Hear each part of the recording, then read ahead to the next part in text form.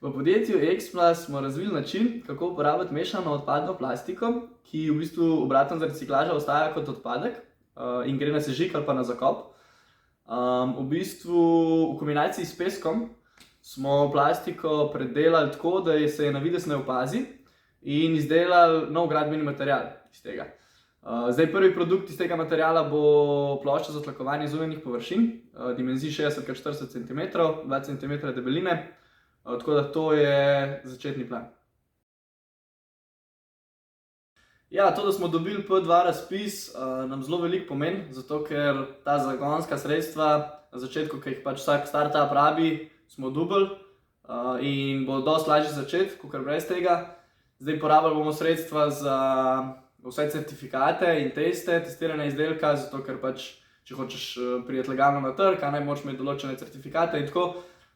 In ker standarda za tak material še ni, zato ker je pač to nov material, moramo v bistvu spisati določene druge, tako kot je zahtevan, narediti teste in pride kar nekaj denarja, tako da del teh sredstev bo definitivno šlo v ta namen, plus nadgradili bi še en stroj, ki nam bo v bistvu omogočil tekočo proizvodno linijo prvega izdelka.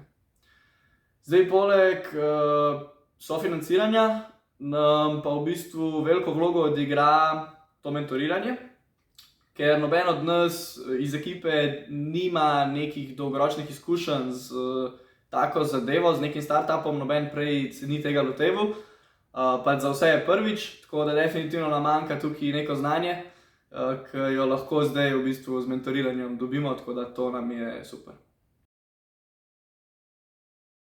Ja, zdaj dolgoročni cilji, se pravi, gledano globalno na dolgi rok je definitivno to, da bi zmanjšali odpadek plastike in poleg tega vsaj zmanjšali potrebo po povečanju proizvodnje cementa, ker pač proizvodnja cementa je zelo velik onesnaževalec v svetu in mi z našim materialom lahko v bistvu in uporabimo odpadno plastiko in zmanjšamo pač potrebo po cementu, zato ker nadomestimo z našim materialom betonske izdelke.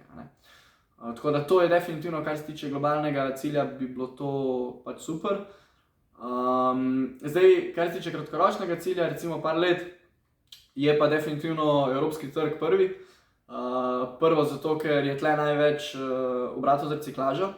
Izdelki so pač težki, ne moramo jih pošiljati okoli po svetu, ni računice. Tako da ja, na Evropo se bomo najprej osredotočili, pol pa naprej.